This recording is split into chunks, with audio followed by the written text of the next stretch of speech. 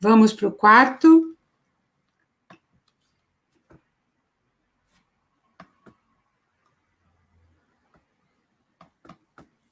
Opa, o meu não está querendo ir? Lá lá.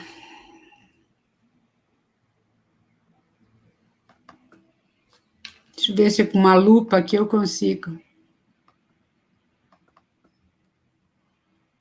Vivemos, você me ajuda aí? Ah, tá aqui. Vivemos em espaços e entre espaços. Então, gente, a gente estava falando disso. A gente vive num espaço concreto, que é externo a nós. A gente vive num espaço interno, que é tudo que a gente vai elaborando a partir da nossa relação com o mundo, com as pessoas que estão nesse mundo, com os professores, com os colegas, com os eventos que tem na nossa cidade, no nosso bairro, com as coisas que a cidade pode nos ensinar, né? Então, a gente vai elaborando dentro de nós e a gente vai criando recursos internos e espaços internos que conversam com esse espaço externo.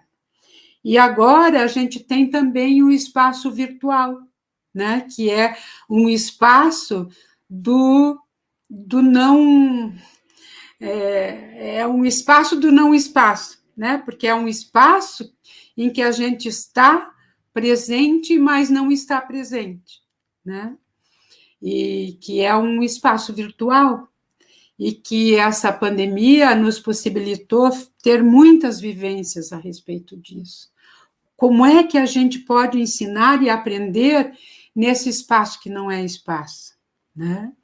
Como é que a gente pode dar um passo a mais se a gente conhece pouco a tecnologia que nos possibilita estar nesse espaço? Então, quanto vocês, professores, gestores, eu como psicopedagoga, quanto nós aprendemos, quanto a gente percebeu que não sabíamos, quanto a gente conseguiu ficar sabendo, suficiente ou não suficiente, o quanto a gente se irritou para aprender esse conhecimento novo, o quanto ele flui hoje em alguns aspectos, em outros ainda não, né? E a nossa colega, desculpa que eu não estou vendo, então eu não consigo me lembrar o nome dela, é a apresentadora, a nossa apresentadora. E ela falou no começo, isso são questões da tecnologia. São questões da tecnologia, mas principalmente do nosso não saber em relação a algumas coisas que acontecem, que nem agora. Eu estava numa sala, mas eu não me via, e eu achei que entrando de novo, e o que aconteceu? Eu entrei duplamente, daí deu microfonia, né? E aí, possivelmente, eu não tive a paciência, o recurso interno que era esperado de mim para que eu pudesse voltar a ver a sala, né? Então, são coisas que são da tecnologia, mas que são também do nosso saber e do nosso não saber, né? E que isso nos coloca numa situação de humildade em relação a que os alunos sabem e ao que eles não sabem, ao que nós sabemos deles e o que nós não sabemos deles, né?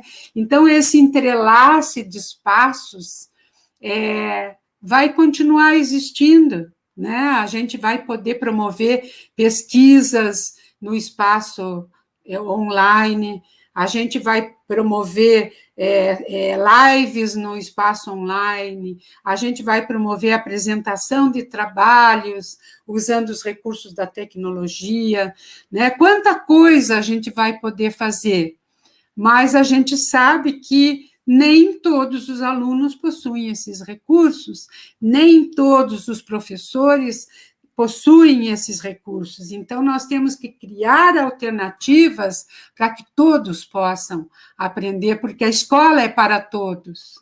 Ela não é só para alguns que já têm o seu currículo oculto parecido com o que a escola deseja, que já tem a condição socioeconômica parecida com o que é necessário para ter os instrumentos da tecnologia, né? O sexto, então, esse é o quarto pilar. Agora, o quinto pilar.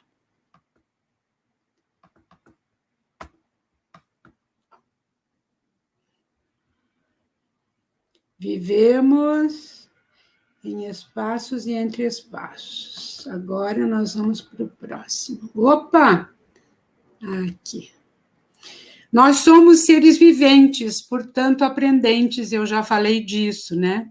E tem uma autora que eu gosto muito e que ela fala disso muito bem. Eu gostaria que vocês até buscassem conhecê-la. O nome dela é Hélène Trocmé-Fabre. Ela é uma francesa, ela é uma linguista, professora de línguas, mas que estuda, né, a aprendizagem na visão da transdisciplinaridade, né? Então, ela diz que a aprendência, que é esse processo que a gente veio aprendendo com os nossos ancestrais, ela abre espaço para a superação das dicotomias, né?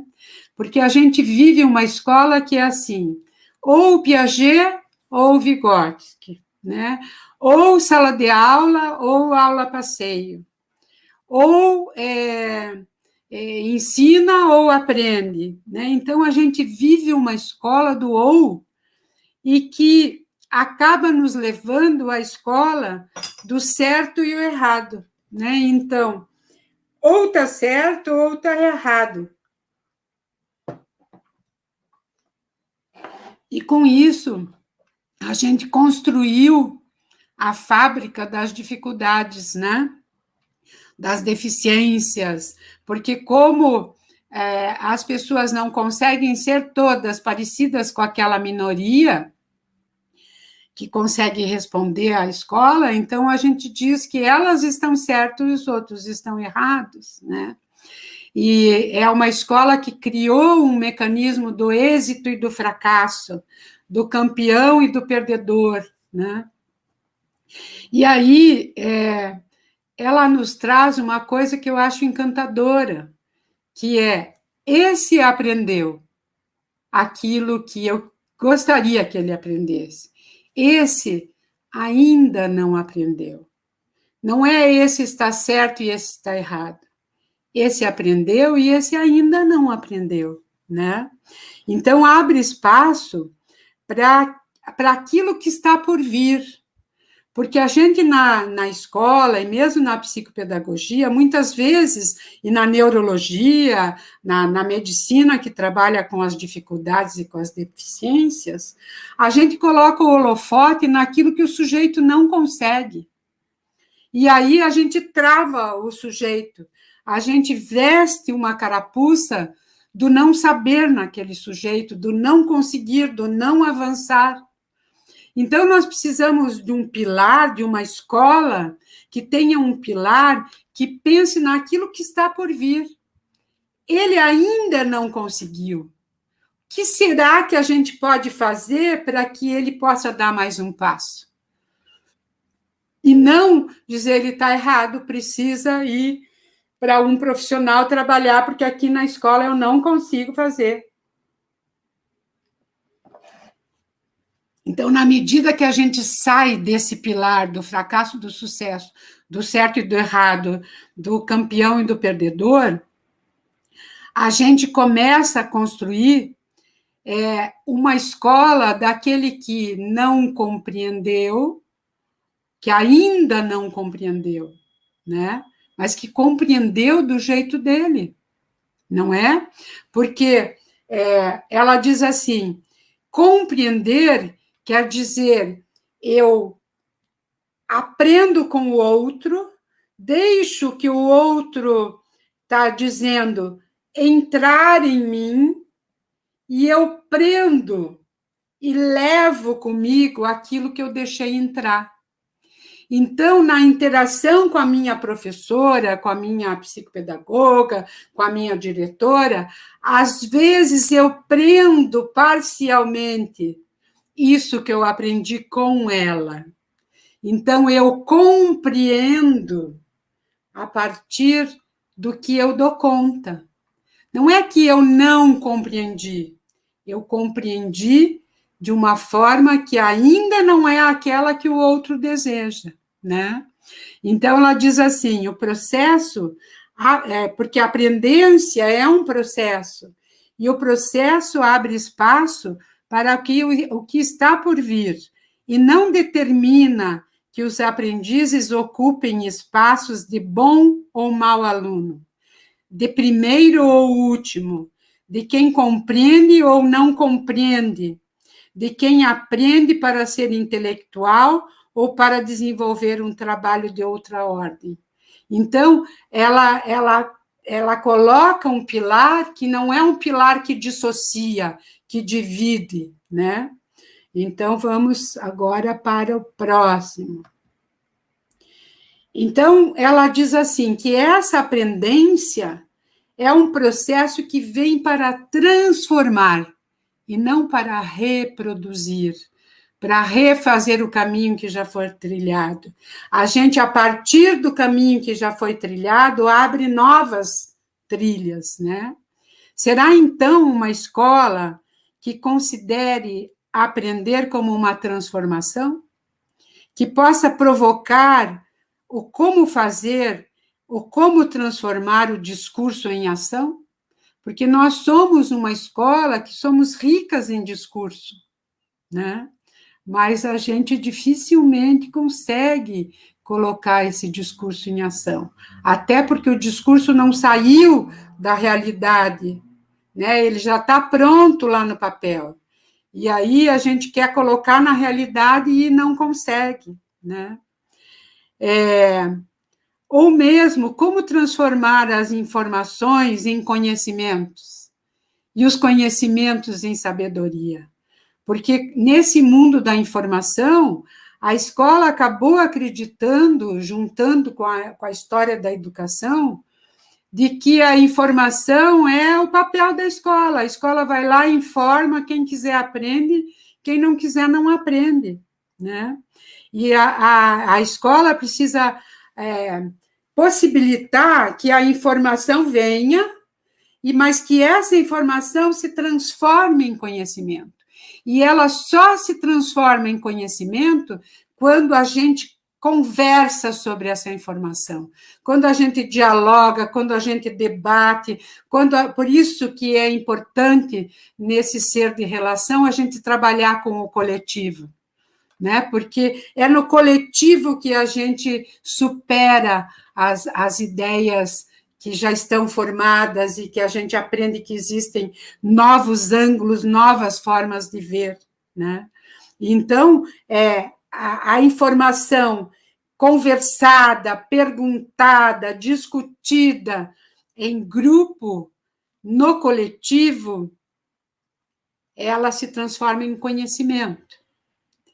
E o conhecimento, passando por dentro de cada aprendiz, se transforma em saber. Então, isso eu já sei. Isso eu ainda não sei. Mas eu posso vir de saber, né? Será uma escola-usina a qual consiga promover essa transformação, não somente a partir dos conhecimentos já produzidos e que precisam se dar a conhecer, sim, mas a partir também de questionamentos e de perguntas como os elementos principais do mecanismo de transformação. Se a gente não pergunta para aquilo que já é de costume, a gente continua no costume. E vocês estão me pedindo uma forma de acolher. E acolher significa ouvir o outro. Significa olhar o outro.